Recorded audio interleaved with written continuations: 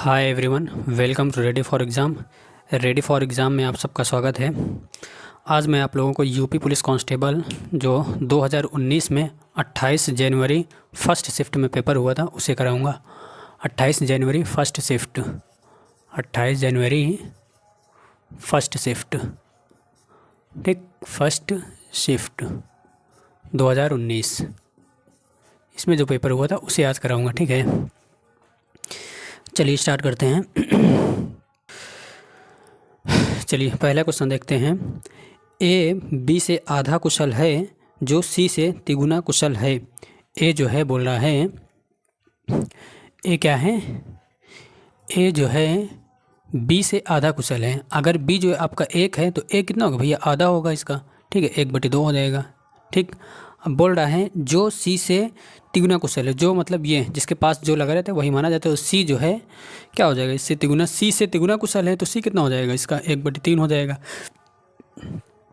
वे तीनों मिलकर, अब देखो इसको क्षमता जो है क्या हो जाएगी भाई, यहाँ से यहाँ के बटे के नीचे 2 है, यहाँ के बटे के नीचे 3 है, तो इन दोनों बटे को जो है हमें गायब करना है, ठीक है, बटे के नीचे गायब करना है। तो जो बटे के नीचे रहता है उसका एलसीएम ले लेते हैं। 2 और 3 का एलसीएम क्या आएगा, 6, तो मतलब 6 से गुणा करना पड़ेगा सब में। इसमें अगर 6 से गुणा करो कितना आ जाएगा, 2 तिहाई 6, 3 आ जाएगा, 3 का 3 करोगे। इसमें अगर 6 से गुणा करोगे क्या आएगा, 6 आ जाएगा। इसमें अगर 6 से गुणा करोगे तो 3 दूना 6, 2 का 2, 2 आ जाएगा। ए की क्षमता आ गई 3, बी की क्षमता 6 और सी की क्षमता 2 आ गई। अब बोल रहा है यदि बी अकेले यह कार्य 6 दिनों में पूरा कर सकता है। बी जो है 6 दिनों में पूरा कर सकता है। भैया बी की क्षमता कितनी है, बी की क्षमता है 6। क्षमता का मतलब होता है 1 दिन में किया गया कार्य। तो बी जो है 1 दिन में कितना काम कर रहा है, बी 1 दिन में कर रहा है आपका, 1 दिन में कर रहा है आपका 6 काम कर रहा है, क्योंकि 6 क्षमता है इसकी। तो 1 दिन में 6 काम कर रहा है, तो ये कितना दिन में करेगा, बी काम को जो है 6 दिन में पूरा कर रहा है। तो 1 दिन में 6 काम, तो 6 दिन में कितना काम हो जाएगा, 36 काम हो जाएगा। तो मतलब टोटल काम कितना है आपका, टोटल वर्क है आपका 36 है, तो टोटल वर्क 36 है, ठीक है, हो गया। अब बोल रहा है कि वे तीनों मिलकर यह काम को कितने दिन में पूरा कर सकेंगे। भैया तीनों मिलकर करें कितना हो जाएगा, इसकी ए की क्षमता कितनी है 3, बी की है 6 और सी की है कितना 2, तो तीनों मिल जाएंगे कितना हो जाएगा भैया, 3 6 9, 9 और 2 11। तो मतलब तीनों मिलकर 1 दिन में 11 काम करेंगे। टोटल काम है कितना, 36 काम। तो 11 काम हो रहा है आपका, तीनों मिलकर 11 काम 1 दिन में कर रहे हैं, ठीक। तो 36 काम कितने दिन में करेंगे भाई, 36 काम। तो 1/11 गुणे 36 करोगे तो ये क्या हो जाएगा आपका, 36/11 हो जाएगा। अब जो इसमें भाग देंगे जब, तो 11 3 33 हो जाएगा, ठीक है। अब बचेगा जो है दशमलव उतारेंगे, बचेगा 3, तो 11 दूना 22, 3.2 करके कुछ 3.2 करके सिर्फ एक ही ऑप्शन है, ये ऑप्शन नंबर 2, ये सही हो जाएगा आपका, ओके। चलिए अगला क्वेश्चन।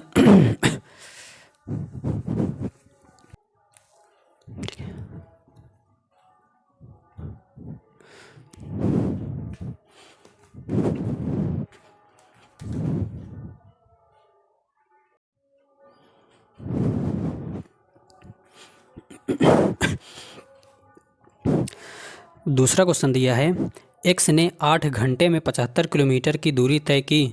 उन्होंने आंशिक रूप से पैदल 5 किलोमीटर प्रति घंटे की गति से और आंशिक रूप से साइकिल से 12 किलोमीटर प्रति घंटे की गति से एक्स द्वारा पैदल तय की गई दूरी कितनी है। भैया कुछ देर पैदल चल रहा है और कुछ दूर जो है साइकिल से चल रहा है। इसको 2 तरीका बताएंगे, ठीक है, सेकेंड मेथड और फर्स्ट मेथड, 2 तरीका बताएंगे इसका, ठीक है। पहले हम देखते हैं इस फर्स्ट मेथड को, ठीक। बोल रहा है कि एक्स ने 8 घंटे में 75 किलोमीटर की दूरी तय की। ये जो है मान लो यहाँ से यहाँ तक तय किया है आपका, ये दूरी है आपकी 75 किलोमीटर, मान लो यहाँ से लेकर यहाँ तक दूरी तय किया है वो ए, ठीक है। तो कितना 75 किलोमीटर हो गया, कितने घंटे में, 8 घंटे में टोटल, ठीक है। 8 घंटे में 75 किलोमीटर लग रहा है यहाँ से यहाँ तक जाने में। तो बोल रहा है कुछ देर वो पैदल चला है, कुछ दूर, तो मान लो यहाँ तक वो पैदल चला है, ठीक है। कितना दूर चला है पैदल वो नहीं पता है हमें, यहाँ तक वो पैदल चला है, तो मान लो यहाँ तक की दूरी x है। जब यहाँ तक की दूरी x है तो यहाँ से यहाँ तक कितनी हो जाएगी भाई, 75 - x हो जाएगी, क्योंकि टोटल जो 75 है, अगर उसमें से इतना x हो जाएगा तो ये जो 75 - x हो जाएगा। अब जो है क्या बोल रहा है, 75 - x यहाँ से हो गया। तो जो पैदल चल रहा है वो बोल रहा है 5 किलोमीटर प्रति घंटे की गति से। ये जो पैदल चल रहा है ये 5 की स्पीड से चल रहा है, ठीक है, 5 की स्पीड से। कहाँ तक, यहाँ से यहाँ तक 5 की स्पीड से गया। फिर यहाँ से यहाँ तक साइकिल चल रहा है 12 की स्पीड से चल रहा है, ठीक है, 12 की स्पीड से चल रहा है। अब बोल रहा है कि क्या बोल रहा है, पैदल तय की दूरी एक्स की वैल्यू निकालनी है, पैदल तय की गई दूरी। अब जो है हम निकालते हैं टोटल समय कितना लगेगा भाई। अब यहाँ से यहाँ तक जो है दूरी दिया गया है, आपका चाल दिया गया है, तो यहाँ से यहाँ तक पहुँचने में कितना समय लगेगा। समय बराबर होता है दूरी बटे चाल। दूरी कितनी है भैया, एक्स है, बटे चाल कितना है आपका 5 है, एक्स बटे 5 हो गया। यहाँ से यहाँ तक पहुँचने में कितना समय लगेगा, इतना समय लगेगा, ठीक है। अब यहाँ से यहाँ तक पहुँचने में कितना समय लगेगा भाई, दूरी बटे चाल। दूरी कितनी, 75 माइनस एक्स, 75 माइनस एक्स बटे चाल। चाल कितना है भैया, 12 है, तो 12 हो जाएगा। यहाँ से यहाँ तक पहुँचने में इतना समय, यहाँ से यहाँ तक पहुँचने में इतना समय, तो टोटल समय कितना लगेगा, तो जोड़ दो भैया टोटल, ये हो गया। अब टोटल समय लग कितना रहा है, पूरा यहाँ से लेकर वहाँ तक पहुँचने में 8 घंटे का लग रहा है, ये बराबर हो जाएगा आपका 8 घंटे का, ठीक है। अब इसको सॉल्व करेंगे तो बराबर हो जाएगा ये तो बराबर ये टी है ही। चलो ये देखो 5 और 12 क्या है, एक दूसरे के सह अभाज्य है ना, कोई भी कॉमन नहीं है। कुछ कॉमन जब भी नहीं रहता है तो ये तिर्यक गुणा करके जो सॉल्व कर सकते हैं। 12 में x से गुणा करो क्या हो जाएगा, 12x हो जाएगा। ये प्लस 75 में 5 से गुणा करोगे 55 75, 25, 5 7 35, 35 और 2 37 हो गया। अब माइनस 5x हो गया, ठीक। अब बराबर ये कितना हो जाएगा भैया, नीचे कितना हो जाएगा आपका 60, तो उधर जाएगा तो गुणे में हो जाएगा, तो 8 गुणे 60, 8 गुणे 60 करोगे कितना होगा, 8 6 48, एक जीरो उतर जाएगा, 480। अब यहाँ से 12x में से 5x जाएगा, आपका कितना बचेगा, आपका 7x बचेगा, ठीक 7x। अब जो 480 में से 375 जो निकलेगा, तो 480 में से 380 निकालोगे तो 100 बचेगा, लेकिन 380 नहीं निकालना है, 75 ही निकालना है, तो 5 ज़्यादा निकाल दिए थे तो 5 बढ़ जाएगा, वही 105 आ जाएगा। अब ये 7 से कटेगा तो 15 बढ़ जाएगा, 15 7 105 होता है। x बराबर कितना आ गया भैया, 15 आ गया, 15 किलोमीटर, ये हो गया आंसर 15 किलोमीटर, ये ऑप्शन नंबर 4, ठीक।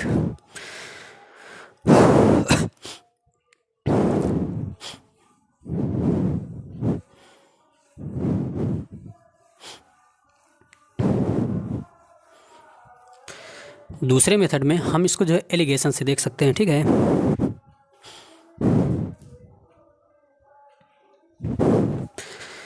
दूसरे मेथड में एलिगेशन से हम देख सकते हैं इसको। एलिगेशन कैसे लगेगा भैया, देखो ये टोटल का दिया है और थोड़ा थोड़ा दिया है। जब भी ऐसे दिया रहे, टोटल का दिया रहे और थोड़ा थोड़ा करके दिया रहे दोनों का, तब जो वहाँ पे एलिगेशन लग जाता है। तो एलिगेशन जो लगता है वहाँ पे जो बीच में आता है वो टोटल वाला रहता है, और जो थोड़ा थोड़ा वाला रहता है वो साइड में रहता है, ठीक है।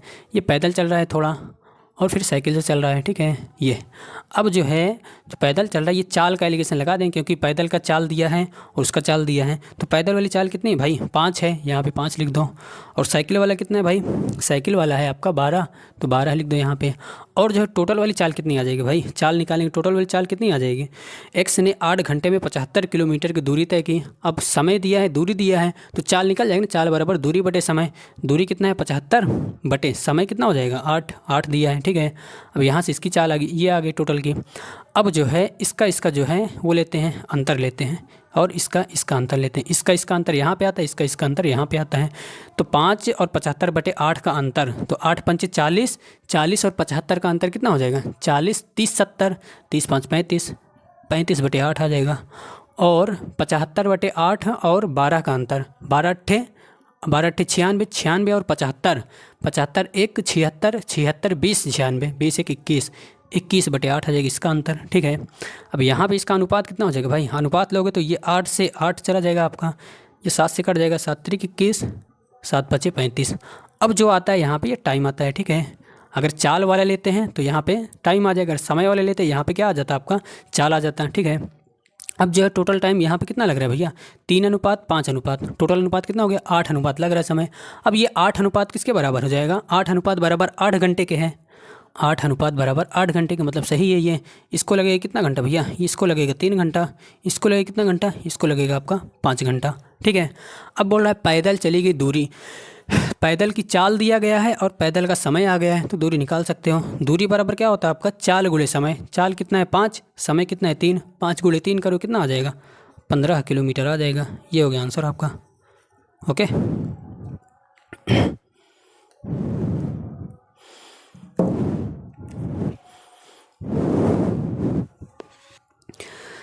अगला दिया है 10 सेंटीमीटर त्रिज्या वाला एक गोला पिघलाया जाता है और 10 सेंटीमीटर ऊंचाई वाला एक शंकु बनाया जाता है। शंकु का व्यास, भैया जब भी पिघलाकर कोई चीज़ दूसरी वस्तु बनाई, एक वस्तु को पिघलाकर दूसरी वस्तु बनाई जाती है तो दोनों का आयतन जो है बराबर होता है। तो क्या पिघलाया जा रहा है, गोले को पिघलाया जा रहा है, क्या बनाया जा रहा है आपका, शंकु बनाया जा रहा है, शंकु बनाया जा रहा है। गोले को पिघलाया जा रहा है, बन क्या रहा है, शंकु बन रहा है। तो अब जो है इन दोनों का आयतन क्या हो जाएगा, बराबर हो जाएगा। तो गोले का आयतन होता है आपका 4/3 पाई आर क्यूब ये होता है, और शंकु का आयतन होता है 1/3 पाई आर स्क्वायर एच। ठीक है, ये दोनों बराबर हो जाएगा आपस में। ठीक, अब यहाँ से पाई/3 से पाई/3 चला जाएगा आपका। ठीक है, अब ये देखो आर मत काट देना भैया, आर जो है ये गोले का है, ये किसका है, शंकु का है। अब जो है गोले का त्रिज्या दिया गया आपको, ये 4 हो गया। गोले की त्रिज्या कितनी है भाई, गोले की त्रिज्या है 10, ये हो जाएगा 10 क्यूब बराबर आर स्क्वायर। शंकु व्यास पूछ रहा है तो आर दिया नहीं है आपका, आर स्क्वायर गुणे एच दिया है आपका। एच कितना है भाई, एच दिया है आपका 10, एच दिया है आपका 10, ये हो गया। अब यहाँ से ये 10 से कट जाएगा, 10 की पावर 3 है तो एक 10 चला जाएगा, बचेगा कितना, 10 की पावर 2 बचेगा, ये हो गया 10 की पावर 2। अब आर स्क्वायर बराबर इतना है तो आर बराबर कितना हो जाएगा भाई, ये हो जाएगा अंडर रूट के अंदर, अंडर रूट के अंदर हो जाएगा तो 4 का वर्गमूल कितना होता है 2, और 10 का स्क्वायर अगर रूट के अंदर है तो एक 10 बाहर चला आएगा, ये 10, तो आर बराबर कितना आ जाएगा 20 आ जाएगा, 20 सेंटीमीटर आर। अब व्यास पूछ रहा है, व्यास जो होता है वो त्रिज्या का 2 गुना होता है। आर बराबर 20 है तो व्यास कितना हो जाएगा भैया, 40 हो जाएगा, 2 गुना 40, ये हो जाएगा आपका 40 सेंटीमीटर। ठीक,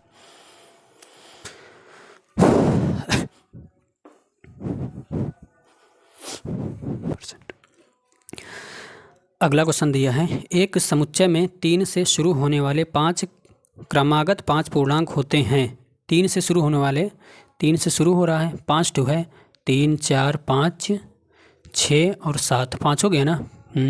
5 पूर्णांक होते हैं। यदि समुच्चय में से सबसे बड़ा पूर्णांक हटा दिया जाए, इसको जो है अगर हटा दिया जाए, इसको हटा दिया जाए, कितना बचेगा भैया, ये इतना बचेगा। ठीक, हटा दिया जाए तो उस समुच्चय के औसत में कितने प्रतिशत की कमी होती है, औसत में कितने प्रतिशत की कमी होती है। तो भैया पहले देखो, जब 5 था तब इसका औसत कितना था, 5 था तो औसत कितना था भाई, औसत का मतलब होता है एकदम बीच का। ठीक है, अगर संख्याएं जो है रेगुलर ऑर्डर मतलब एकदम सीक्वेंस में लिखी हों तो जो है औसत जो होता है एकदम बीच का औसत होता है। तो इसमें 3 4 5 6 7 में बीच में कौन सा, ये 5, ये हो जाएगा आपका औसत 5। पहले औसत कितना था, 5 था, और जब ये जो है 7 चला जाएगा आपका, ठीक है, ये चला गया आपका, तो औसत कितना हो जाएगा, कितनी संख्या हो जाएगी, इतनी संख्या हो जाएगी। तो अब इसमें औसत क्या होगा भैया, औसत का मतलब एकदम बीच में, बीच में कहाँ पे आएगा, ये 2 छोड़ोगे इधर, ये 2 छोड़ोगे इधर, बीच में यहाँ पे आएगा, 4 और 5 के बीच में आएगा। तो 4 और 5 के एकदम बीच में क्या आएगा, 4.5 आएगा। ठीक है, औसत इतना हो गया। पहले औसत कितना था आपका 5, अब कितना है 4.5, कितना घट गया आपका 0.5 घट गया। किससे घटा है भैया, 5 से घटा है, गुणे 100। ठीक, अब ये जो है दशमलव कट जाएगा, एक 0 हो जाएगा, ये 5 से 5 चला जाएगा, 10% आ जाएगा आंसर, 10% आंसर आ जाएगा। ठीक है, 10।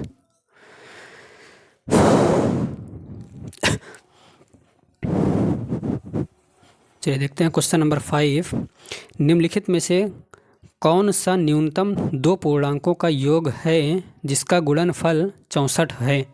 भैया न्यूनतम दो पूर्णांकों का योग है भाई।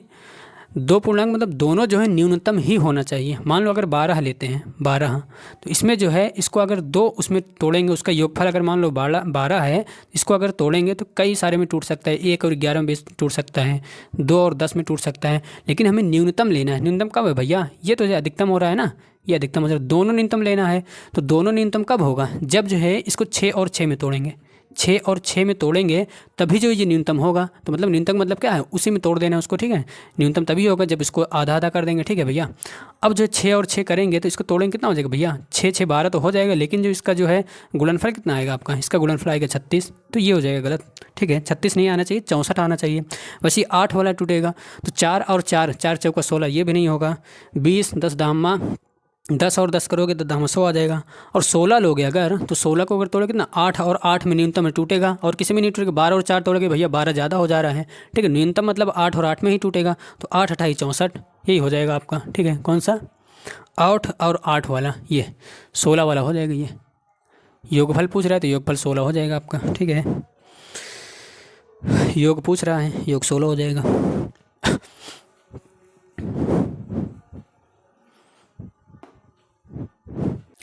वह छोटी सी छोटी संख्या ज्ञात करें जिसके द्वारा 1200 को एक पूर्ण वर्ग बनाने के लिए गुणा किया जाना चाहिए। भैया 1200 में किससे गुणा कर देंगे? ऑप्शन देख लें। ऑप्शन 1200 में अगर 2 से गुणा करोगे 2400, 2400 तो किसी का वर्गमूल होगा नहीं, 2400 का वर्गमूल नहीं निकलेगा। और 1200 में अगर 3 से गुणा कर दें, 12 3 3600, 3600 का वर्गमूल निकल जाएगा। 3600 का वर्गमूल कितना हो जाएगा भाई? 60 हो जाएगा। ठीक है, 3600 का 36 का कितना हो जाएगा? 6 हो जाएगा। और 100 का कितना हो जाएगा? 10। तो 6 × 10 करोगे 60 आ जाएगा। तो ये हो जाएगा 3। ठीक है, 3 से गुणा करने पर वो जो पूर्ण वर्ग हो जाएगा। ओके,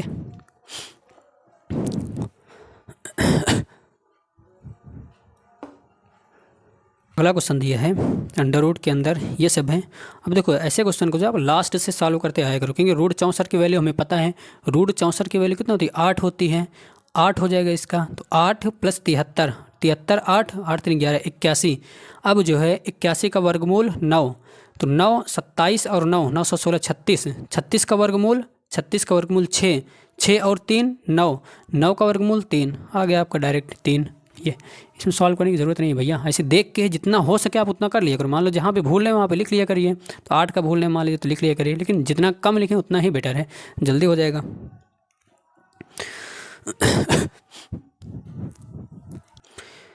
अगला दिया है x/y बराबर इतना है 7x + 6y बराबर 29। तो y का मान ज्ञात करना है भाई।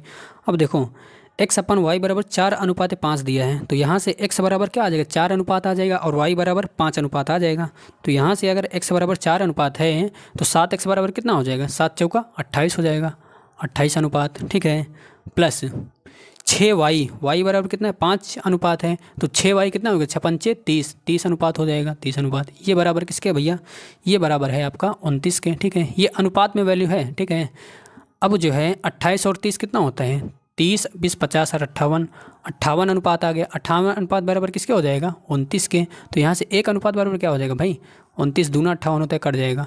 2 अनुपात बराबर 1 है, तो 1 अनुपात बराबर 1/2। ठीक है, 1/2 आ जाएगा। ठीक है, या फिर 0.5 कर सकते हो इसको। ठीक, अब क्या पूछ रहा है इसमें? y की वैल्यू पूछ रहा है भाई। y की वैल्यू पूछ रहा है, तो y बराबर कितना अनुपात था? y बराबर था 5 अनुपात था। y बराबर कितना अनुपात है? 5 अनुपात है। तो 1 बराबर 0.5, तो 5 बराबर कितना हो जाएगा भाई? 0.5 × 5 कर दोगे, 5 25 2.5 आ जाएगा। ये 2.5 फर्स्ट। दो संख्याओं का महत्तम समापवर्त्य, वर्तक और लघुत्तम समापवर्त्य इतना है यदि उन संख्याओं में से एक दूसरे की तुलना में 14 अधिक हैं। ठीक है, अब देखो दोनों संख्याओं एक दूसरे की तुलना में, दो संख्याएं हैं, उनका अंतर दिया है भैया। अंतर कितना है आपका? 14 है। और दिया है लघुत्तम समापवर्तक और महत्तम समापवर्तक। तो संख्याओं का गुणनफल बराबर होता है, संख्याओं का गुणनफल बराबर होता है मासा गुणे लासा। ये फार्मूला होता है, संख्याओं का गुणनफल बराबर मासा गुणे लासा। मासा कितना है आपका? मासा गुणे लासा 2 × 60, 2 × 60 करो कितना आ जाएगा आपका? 120 आ जाएगा। ठीक है, अब यहाँ से हम देखते हैं ऑप्शन में। देखो अब यहाँ से कौन सा पूछ रहा है? तो छोटी संख्या ज्ञात कीजिए। ये जो ऑप्शन दिया है आपका, ये छोटी संख्या का है, छोटी संख्या का है। अब इसमें से छोटी संख्या कौन सी होगी भाई? b वाला घट रहा है तो b वाला छोटा होगा। अगर जो तो यहाँ से बड़ी संख्या क्या हो जाएगी आपकी? बड़ी संख्या निकालोगे a बराबर b + 14 हो जाएगा। ठीक है, अब जो है ऑप्शन रख के चेक करते हैं हम। b छोटी संख्या इसमें दिया है सब कुछ, तो b की वैल्यू दी है इसमें। ठीक है, b की वैल्यू मान लो अगर 4 होती तो 14 और 4 कितना हो जाएगा? 18 हो जाएगा। तो b अगर 4 होता तो बड़ी संख्या कितनी हो जाएगी? 14 और 4 18 हो जाएगा। ठीक है, 18 और 18 और 4 का गुणा करोगे, a × b करोगे, कितना आना चाहिए? 120 आना चाहिए। इसमें कितना आ रहा है भाई?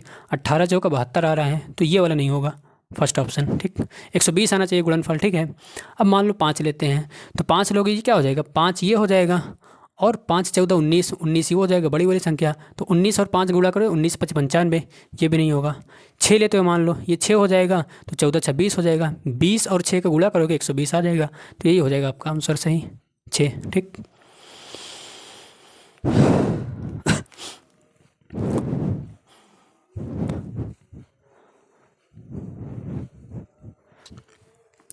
चार 4:9 के अनुपात में a और b के बीच 39 कैंडियाँ वितरित की जाती हैं। 39 कैंडियों को कितने में? 4:9 के अनुपात में तोड़ा जाता है भाई, 4 और 9 के अनुपात में। ये 9 4 कितना हो जाएगा? 13। अब इसी 13 को जो है ये 39 टूटा है, तो 13 बराबर किसके हो जाएगा? 39 के। 13 बराबर 39 के, तो 1 बराबर कितना हो जाएगा भाई? 13 3 39 होता है, 1 बराबर 3 के आ जाएगा। तो पूछ क्या रहा है इसमें? बी को ए से कितनी अधिक कैंडी मिलती है? भैया बी को जो है ए से कितना अधिक मिल रहा है? 5 अधिक मिल रहा है, 1 बराबर 3 है तो 5 बराबर 5 3 15 आ जाएगा। ये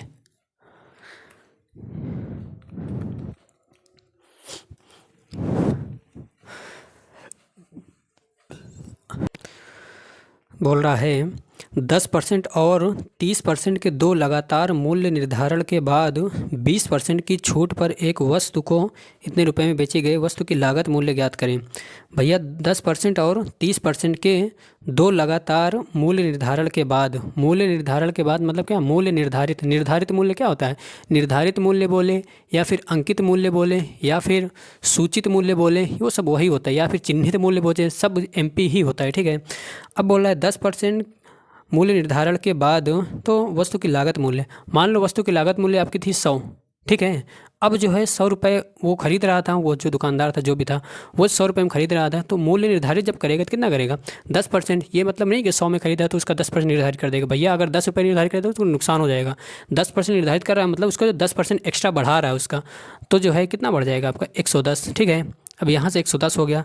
अब बोल रहा है कि 10% बढ़ा रहा है, फिर 30% बढ़ा रहा है। देखो ये 100 रुपये था, फिर 10% बढ़ाए कितना हो जाएगा, 110/100 हो जाएगा। ये फिर क्या हो जा रहा है, 30% बढ़ाएगा, 130/100 हो जाएगा। ठीक, 130/100। अब बोल रहा है निर्धारण करने के बाद 20% की छूट पर एक वस्तु कितने में, फिर इसमें से 20% की छूट देगा। तो ये आपने कोई भी चीज़ अपने में 100% होती है, 20% की छूट दे देगा, कितना हो जाएगा आपका 80% हो जाएगा। 80% मतलब 80/100। अब ये किसने बेच रहा है भाई, बेच रहा है आपका 2288 रुपये में। ये 2288 रुपये में इसको बेच दो। अब जो है इसको काटते पीटते हैं, क्या पूछ रहा है आपको, लागत मूल्य। लागत मूल्य हम कितना माने हैं, ये CP को माने हैं हम, ये 100 को माने, 100 की वैल्यू निकालनी है हमें। अब इस 100 को काटना मत, इसी की वैल्यू निकालनी ही है। अब यहाँ से अगर हम करते हैं, ये 2 0 से 2 0 चला गया, ये 1 0 से 1 0 चला गया। ठीक है, अब जो है इधर 1000 बचा है। अब इसको काटते हैं अगर 11 11 दूना 22। ठीक है, 11 दूना 22, एक ये जरूर उतर जाएगा, 11 8 88। ठीक, अब जो 13 से काटते हैं, 13 का नम 13, 7 इधर चला है, 13 6 78। ठीक है, अब यहाँ से अगर 8 से काटते हैं, 8 दूना 16 हो जाएगा। ठीक है, 8 दूना 16। अब ये 1000 उधर जाएगा, ये 1000 तो 2 में 1000 से गुणा हो कितना हो जाएगा, 2000 हो जाएगा। ये आ गया 2000 रुपये, ये आंसर। ठीक, 100 की वैल्यू निकालनी थी, 100 को इधर ही रहने देंगे, 2000 आ जाएगा।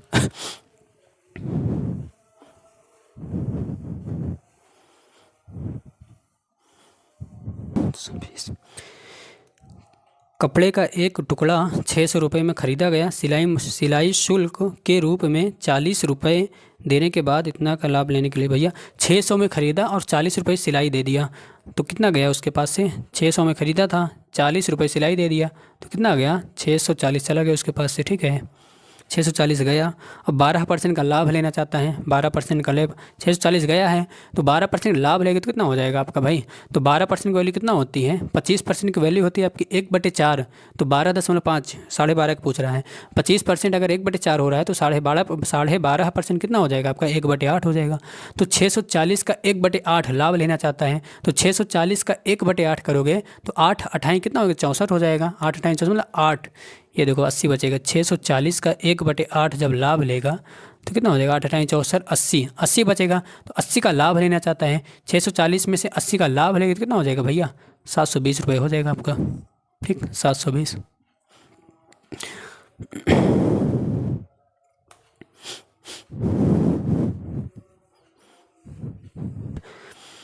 एक वस्तु 2500 रुपये में खरीदी गई, दुकानदार इसकी अंकित कीमत पर 12% की छूट की अनुमति देता है और फिर भी 10% का लाभ प्राप्त करता है। वस्तु की अंकित कीमत ज्ञात करें। मान लो उसका अंकित कीमत है आपका 100। ठीक है, अंकित कीमत मान लो 100 रुपये है। ठीक, दुकानदार इसकी अंकित कीमत पर 12% की छूट देता है, तो 100 पे 12% की छूट दे कितना हो जाएगा भैया 88% हो जाएगा। 88% मतलब 88/100 हो जाएगा। ठीक, और फिर भी 10% का लाभ, छूट देने के बाद क्या हो जाएगा भाई बेच देगा। ये SP हो गया, इतना आपका SP हो गया। अब बोल रहा है फिर भी इसमें 10% का लाभ होता है, इसमें 10% का लाभ शामिल है। जब उसी लाभ को हम निकाल लेंगे तो वो क्रय मूल्य हो जाएगा, समझ लो। ठीक है, अब जो है इसमें जो है अगर 10% लाभ को निकालेंगे क्या हो जाएगा, वो उल्टा हो जाता है। लाभ को निकालेंगे जब तो उल्टा हो जाएगा। तो 100 बटे कितना हो जाएगा, कितने का लाभ हो रहा था आपका 10 का, तो 100 बटे 110 हो जाएगा। ठीक है, अब ये जो है क्या हो जाएगा आपका CP हो जाएगा। ठीक, अब जब लाभ निकल जाएगा तो सीपी ही बचेगा। अब इसमें सीपी कितना था, खरीदी गई थी, कितने में खरीदी गई थी, 2500 में। ये हो गया आपका 2500, ठीक। अब यहाँ से अगर हम इसको काटते हैं, हमें किसकी वैल्यू निकालनी है, अंकित मूल्य निकालनी है, 100 की वैल्यू निकालनी है। अब ये 100 से 100 चला गया आपका, ठीक है। अब यहाँ से अगर ये 11 8 88 हो गया, ठीक है। अब ये जीरो उधर जाएगा तो 25,000 हो जाएगा, 25,000 और ये बटे 8 हो जाएगा। अब काटेंगे अगर 8 त्रिक 24, एक इधर चला आया, एक इधर चला आएगा तो 8 एकन्नम 8, 8 एकन्नम 8, देखो 31, 3 के बाद एक सिर्फ एक ही ऑप्शन में है, ये हो गया सही आपका, ठीक है।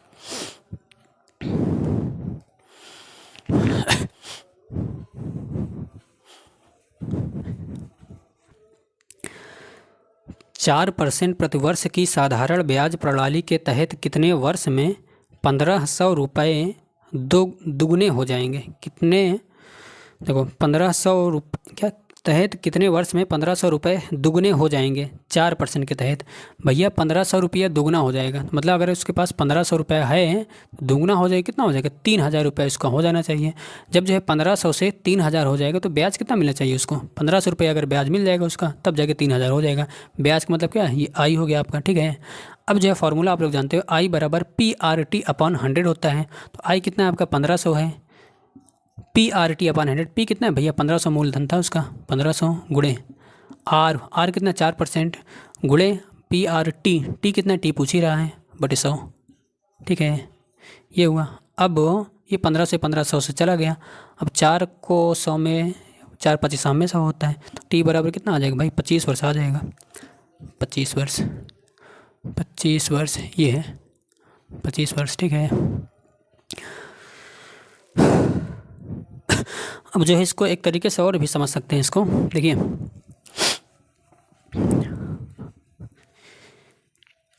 एक तरीके से और समझ सकते हैं। ये जैसे 4% की वैल्यू कितना होती है भाई, 4% की वैल्यू होती है आपकी 1/25। इसका मतलब हुआ कि 25 रुपये ब्याज मूलधन पर, 25 रुपये मूलधन पर एक साल में उसको 1 रुपये मिल रहा है। 1/25 का मतलब यही हुआ, परसेंट का मतलब यही होता है कि एक साल में 1 रुपये उसका जो है ब्याज मिल रहा है।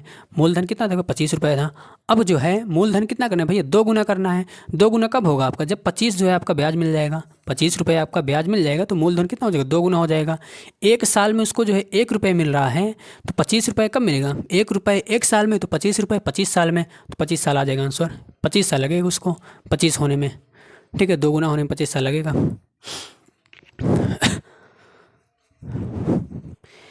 1000 रुपये 2 वर्ष में इतना रुपये हो जाते, मूलधन पर सालाना चक्रवृद्धि ब्याज लगाया गया है। ब्याज रेट पूछ रहा है भैया, कितना है आपका, 1000 से कितना है 1144.9, 1144.9, ठीक है। अब यहाँ से अगर दशमलव बढ़ा के 0 बढ़ाएंगे, ये दशमलव चला जाएगा, ठीक है। अब ये 2 साल में हो रहा है चक्रवृद्धि ब्याज, CI है ना, CI की रेट पूछ रहा है, CI। अब वो 2 साल में हो रहा है तो CI का क्या होता है, वर्गमूल, ये सब निकलता है। अब जो है 10,000 का वर्गमूल अगर 2 साल का इतना हो रहा है तो 1 साल में कितना हो जाएगा, 1 साल में इसका वर्गमूल निकल जाएगा। 10,000 का वर्गमूल निकले कितना होगा भैया, 100 होगा, ठीक है, 100। अब जो है इसका अगर वर्गमूल निकालेंगे तो कितना हो जाएगा भाई, ये 10,000 के बाद 11,000 है, मतलब 100 के बाद होगा, तो 100 के बाद लास्ट में 9 आना चाहिए। कितना हो सकता है लास्ट में 9 कब आएगा, किसका स्क्वायर कर दो, या तो फिर 103 का स्क्वायर करोगे तब आएगा 9, ठीक है। या तो इसका वर्गमूल 103 हो सकता है या फिर 107 हो सकता है, ठीक है भैया, या फिर 103 या फिर 107, 2 में से एक हो सकता है। अब मान लो पहला 103 लेते हैं, जब 103 लेंगे तो 100 से 103 होगा तो कितना % ब्याज मिलेगा, 3% ब्याज मिलेगा। तो 3% इसमें तो ऑप्शन में है नहीं, तो ये तो हो नहीं सकता है, ठीक है। और जो है 7% लेते हैं, मान लो ये 107 लेते हैं तो ब्याज कितना मिलेगा, 100 से 107 हो रहा है तो ब्याज कितना मिलेगा, 7% मिलेगा।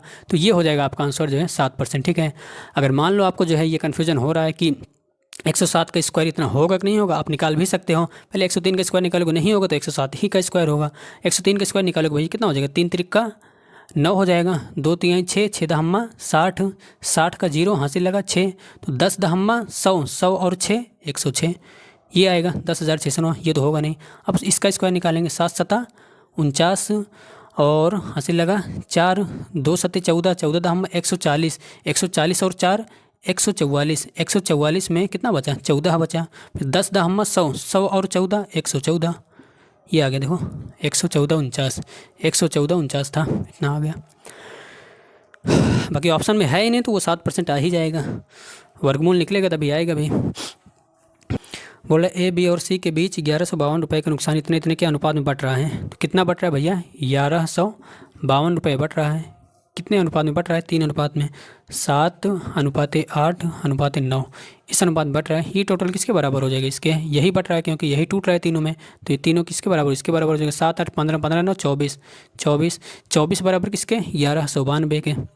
24 बराबर है आपका 1192 के। तो किसकी वैल्यू पूछ रहा है? आपका ए की वैल्यू पूछ रहा है, तो 7 बराबर पूछ रहा है। ठीक है, 24 बराबर 1192 है, तो 7 बराबर पूछ रहा है। तो इसको काट सकते हैं, अगर 8 से काटेंगे, 8 से काटेंगे तो 5, 2, 7 दोनों 3 से कट जाएगा। 3 से काट दो, अगर 3 8 24, 3 3 9, 2 इधर चला आया, 3 8 24, 1 3 4 12, फिर 8 से कट जाएगा, 8 4 32, 6 इधर चलाया, 8 8 64, 1 बराबर आ गया 48। तो हमें किसकी वैल्यू पूछ रहा है? 7 की वैल्यू पूछ रहा है। तो 7 का गुणा करेंगे कितना? 7 8 56, लास्ट में जो है कितना? 6 आएगा।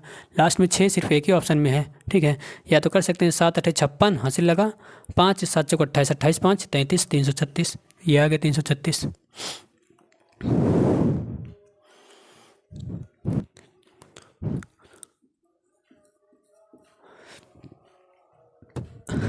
ABC व्यवसाय के लिए 50,000 रुपये की सदस्यता लेते हैं।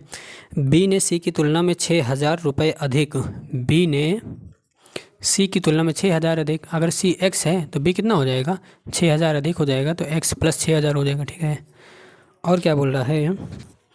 अधिक की सदस्यता तथा ए ने बी की तुलना में 2,000 अधिक। ए ने बी की तुलना में 2,000, बी से 2,000 अधिक ये ले रहा है, तो बी का कितना है भैया? बी का एक्स प्लस 6,000 है, तो इसका कितना? 2,000 ज़्यादा हो जाएगा, तो एक्स प्लस 8,000 हो जाएगा इसका। ठीक है, एक्स प्लस 8,000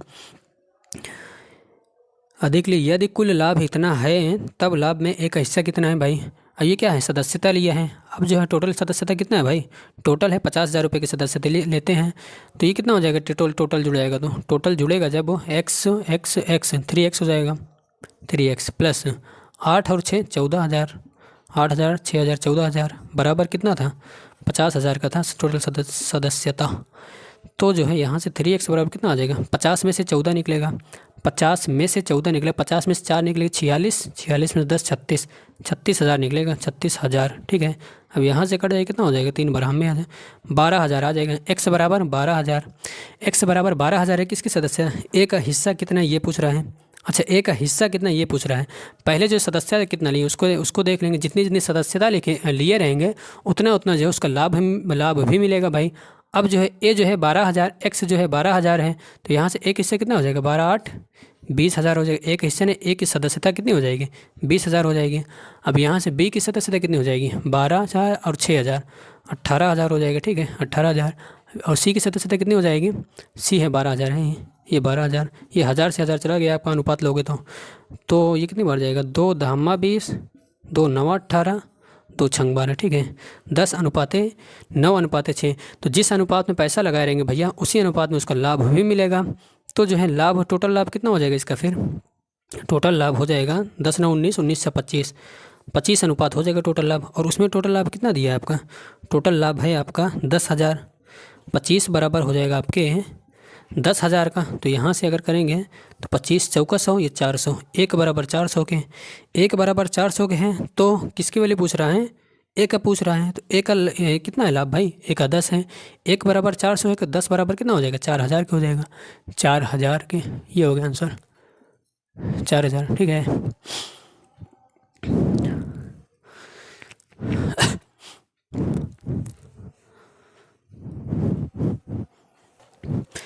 एक पंसारी की 4 महीने में क्रमशः इतना इतना की बिक्री होती है। 3,500 रुपये की औसत बिक्री प्राप्त करने के लिए 5 महीनों में इनकी बिक्री कितनी होनी चाहिए? भैया देखो कितना है? 3,500 की बिक्री होनी चाहिए औसत। औसत जो है 3,500 होनी चाहिए। और 4 वर्ष में कितना कितना है इसका? 2,000 है, और 2,000, 2,500 और 32 50 42 50, 32 50 है, 42 50 है, और कितना है भैया? और 5वें वर्ष का पूछ रहा है, पाँचवें का पूछ रहा है, 5वें का। तो जो है औसत का मतलब क्या होता है भाई, औसत का मतलब ये होता है कि उसका जो बैलेंस है वो बराबर रहना चाहिए, ठीक है, ना तो कम ना तो ज़्यादा, औसत औसत में ही रहना चाहिए, ठीक है। अब ये देखो क्या है, ये कम है ना, ये कम है, कितना कम है भाई, 3500, 2000, 1500 कम है, ये -1500 कम है, ठीक, ठीक है, 20, 15, 35 होता है, ठीक है। और ये कितना कम है, -1000 कम है, -1000 कम है। और ये कितना कम है, 3250, 250 कम है, -250 कम है। और ये ज़्यादा है, 35, 7, 42, 750 ज़्यादा है, ये 750 ज़्यादा है, ठीक है। अब देखो यहाँ से क्या आएगा, माइनस आएगा प्लस आएगा, ये 15 और 10 2500 हो जाएगा, 2500 ये हुआ, और 750 में से 250 जाएगा, कितना बचेगा आपका, 500 बचेगा। -2500 + 500 कितना हो जाएगा, -2500 + 500 -2000 बचेगा, -2000, ठीक है, -2000 मतलब 2000। इसका जो है इन चारों का आ रहा है आपका -2000 करके आ रहा है, ठीक है, -2000 आ रहा है। और ये जो होना चाहिए वो +2000 होना चाहिए, तभी बैलेंस बनेगा। तो ये माइनस में आ रहा है, वो +2000 होना चाहिए। तो +2000 हो कितना हो जाएगा भाई, ये 3500 है, तो +2000 मतलब 3500, 2000 ज़्यादा होना चाहिए। तो ये जो पाँचवा होगा वो जो है 2000 ज़्यादा होगा, तो 35, 20, 5500, 5500 ये है ऑप्शन, ठीक है।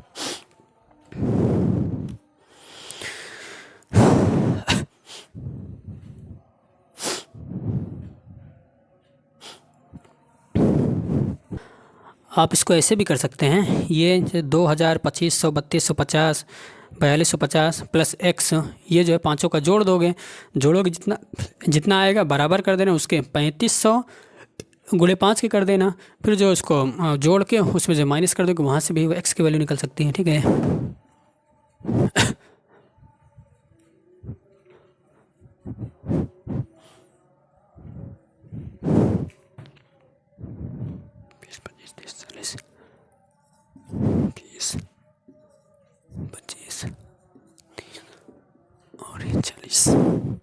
बी और सी एक कार्य को 40 दिन में, जबकि ए, बी और सी 20 दिन में। ए अकेला, बी और सी दिया है आपका 40 दिन में, ए, बी और सी कितने दिन में, 20 दिन में, ठीक है। अब यहाँ से इसका एलसीएम कितना होगा, 40 होगा, 40 से करने में 40, 20 दूना 40, ठीक। अब यहाँ से ए का पूछ रहा है, अगर ए + बी + सी में से बी + सी को निकाल दो, कितना बचेगा आपका, ए बचेगा। तो जो है बी + सी कितना है, ये है, और ए + बी + सी कितना है, ये है। तो इसमें से अगर ए, बी + सी को निकाल दोगे तो ए बचेगा, तो इस वाले में से एक को निकाल दोगे तो ए की क्षमता आ जाएगी। ए की क्षमता आ गई, एक क्षमता का मतलब एक दिन में किया गया कार्य। ए जो है एक दिन में एक काम कर रहा है, तो करवाना कितना काम है, 40 काम करवाना है। एक दिन में एक काम, तो 40 काम, 40 दिन लगेगा, ये आ जाएगा आंसर आपका, 40 दिन, ठीक। चलिए मिलते हैं नेक्स्ट क्लास में।